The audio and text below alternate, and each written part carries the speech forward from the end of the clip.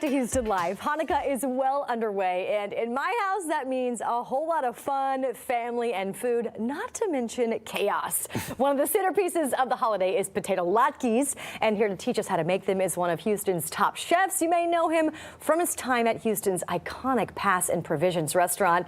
It's Seth Siegel-Gardner.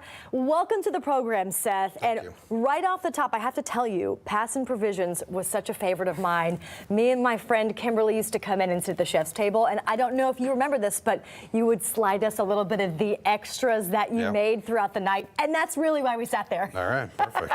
Well, it worked then. It sure did. You've got an iconic career, and we're so glad that you're here today to show us one of the most iconic traditions for Hanukkah is to have potato latkes as one of the dishes. Now, can you explain to us why that happens?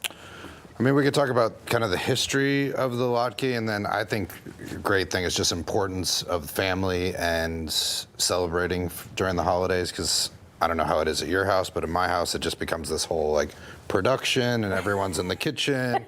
And then everyone's commenting on different techniques and recipes. I get kicked out of the kitchen, and because my grandmother Mimi made them so well, I was never allowed to touch the recipe. But this is exactly how our Hanukkah celebrations went the other night. It goes from all 8 of the nieces and nephews at the dinner table with their latkes right here. See that? And then we, of course, do the prayer once the sun goes down.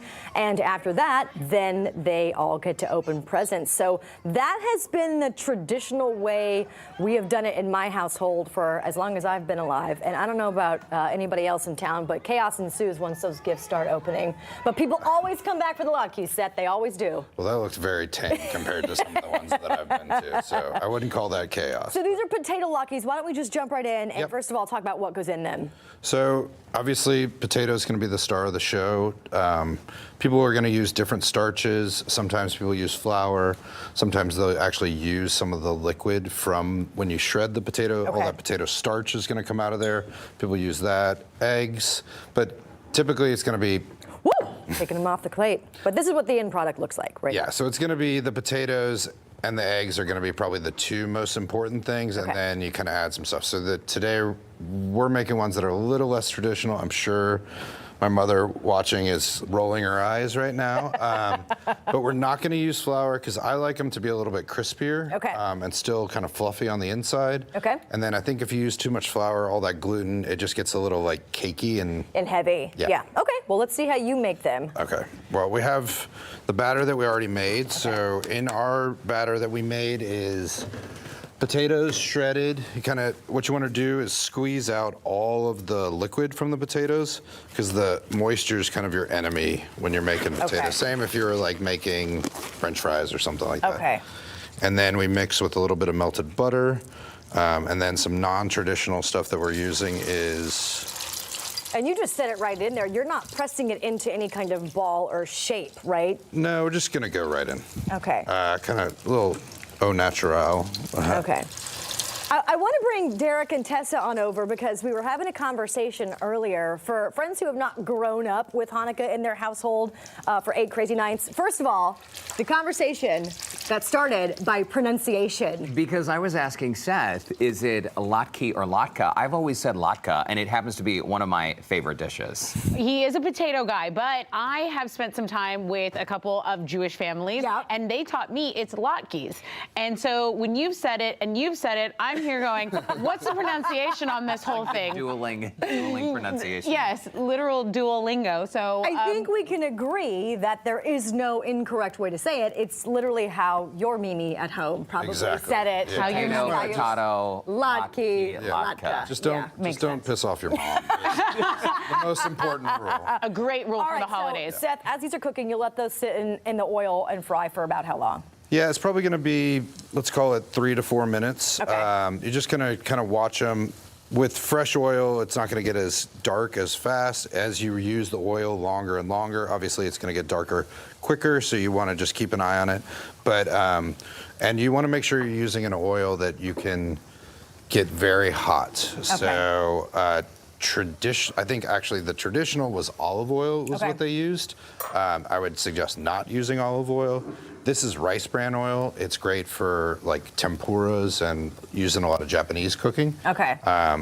but I'm gonna get some fresh ones for y'all too. Oh, because fresh one. I accidentally dropped those off the plate. That's okay. You don't have to. That's okay. Can we decorate it with all There's of this? also some things that you could serve with the latkes, Yeah, right, so Seth? I brought. Traditionally, you would do maybe some applesauce or some sour cream. Right, that's what I went for first, Yeah. because that's what I know. But what else? But I brought some white truffles. I brought some yeah. chili crisp, some smoked salmon, And roe. some caviar. Like, Yeah. we don't get that fancy. This we is usually fancy. We'll dip it in some sour cream or definitely But, applesauce. yeah, I think Okay. kind of choose your own adventure. And I'm doing I think that. that's why it's so great for a big family gathering is Yeah. you can put out all the stuff for it. Everyone can kind of make it the way they like it. Yeah. Some people like it sweet. Some people like it more savory. I think it just depends on you. Let me just get that for you. Okay. Here you go. Drop the caviar. There All was right, a Seth, fish don't egg go that went anywhere. right Derek down. and Tessa, I've got something to wash this down with coming up next. We're going to celebrate the potato latke and wash it down with a perfect cocktail that is going to be great for all of your holiday family meals. That is coming up next when Houston Life returns. The smell of this stuff is so... If the restaurant that eventually would become Passive Provisions, if that hadn't worked out, we were like, this was a fun try, but let's stay friends, move on, and we got it done, and had the ride of a life for 7 years over there. It was a lot of fun. Go ahead and say this out, that I believe that you two are the smartest cooks I've ever met. I would agree with that. That is Seth Siegel-Gardner on KPRC2's Eat Like a Local with Chris Shepard, talking about one of his latest projects, the Marfa Spirit Company. Now, the acclaimed restaurateur has joined us today to make our holiday meals a bit more festive. Of course, we just learned about how to make latkes. Derek and Tessa, what do you think? Latke, we call it whatever. Our Gigi says. It's pretty accurate, but we're going to find a cocktail now that goes along well with these latkes. Seth, I'm eating this fresh one. Just Yes, be careful. please. That's going to be really yeah, hot. no, I have to do it. Thank Okay, you. so what are you making to drink, though? We're gonna make what's called a Tom and Jerry. It's kind of think of it like a warm milk punch. So it was cold this morning, so that would have been great to have for breakfast this morning. Oh, really? But yeah, it's kind of like a little bit of a meal in a glass as well. Oh. So you make a batter, and we'll have that recipe for you as well. Okay. And then we're gonna use some of the Marfa Spirit rum that we make, and then I also wanted to highlight some of the bourbon that is a project with the Southern Smoke Foundation. Okay, great. From Chris Shepard. So after you basically batter, you can make ahead. And what's in the batter? So batter's gonna have eggs, spices, and sugar, and you'll just put a little bit in each cup. Is that kind of similar to what's in an eggnog? Exactly. Oh, okay. Yeah, so this is gonna be more like a warm eggnog. Ooh. Yeah, great for, And eggnog is served cold? Is eggnog served cold all the time? yeah, most people are gonna drink it cold. Never had eggnog, Lauren? No. Oh my gosh, we gotta fix that. Lauren, you should try the coquito, too. Oh, I love it. I'm a big fan Yeah. of coquitos as well. Yeah. Okay. And so basically some batter in there. We're gonna do, it's a little boozy drink, but it's Okay. all right. It's, About an It's ounce or so? totally all right. It's more than all right. Yeah. It's required this time of year. Okay. so we're doing an ounce of bourbon. Okay. And then we're gonna do an ounce of the Marfa Spirit aged rum. Okay. And is the batter, it's with all the sugar, it's pretty sweet, I'm assuming, right? Is it a sweet cocktail? It's a sweet cocktail. Okay. Yeah, I mean, you maybe only want to have one of them, but The booze will warm your belly, but yeah. it is a sweet And cocktail. we're going to use that warm milk that's over there. So. Okay, Tessa, we're going to borrow your warm milk. Here, we can Okay, here bring we that go. over. You, thank you so much. Okay. More than warm. Be That's careful, hot. please. And this is piping hot milk Here. right here. Yeah, that's perfect. Okay. And then we're just going to pour that right in there. And then we'll mix those up. And it's Okay. ready to go. Do you have to use a specific type of milk, Seth? I think you could probably use like an almond or a soy milk or something like that, but traditionally it's going to be whole milk. Okay. Careful. Definitely not a light afternoon snack here. I hope you need to stop eating the latkes because we've got your next meal coming in. So cocktail. I'm so ready. Yeah, this I will, trust Seth. It's something about his voice. yeah, this will warm you up for sure. Okay. Okay, and you're garnishing it with a cinnamon stick. A little cinnamon stick and maybe just a touch of nutmeg on top. Yeah. Okay. Yeah.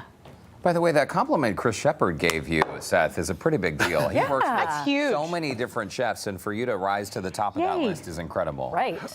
Yeah, I mean, well, he's right. So that's, The double down. I love the double down and the double pour. Cheers. And thank the you. most humble chef Yes, as well. Take a yes. sip. Let's take a sip. I sipped it with my nose. That is. It's incredible. You do. Yeah. You can smell the Oh, booze. Seth, I It's can't quite drink this. boozy. it's, All of yeah, it. no, there's a lot of alcohol in there for sure. Enjoy the rest of the show. Thank you. Thank you. Well, this is fantastic. Aside from this right here, is there something else that would go from the Marfa Spirits line with the latkes as well? Well, I mean, I think the most important thing during the holidays is making sure that you're enjoying yourself. So making sure that you have all the things that you like. And then I think a great way is like having a big bar stocked so people can kind of make their own drinks and maybe try you out on some drinks too.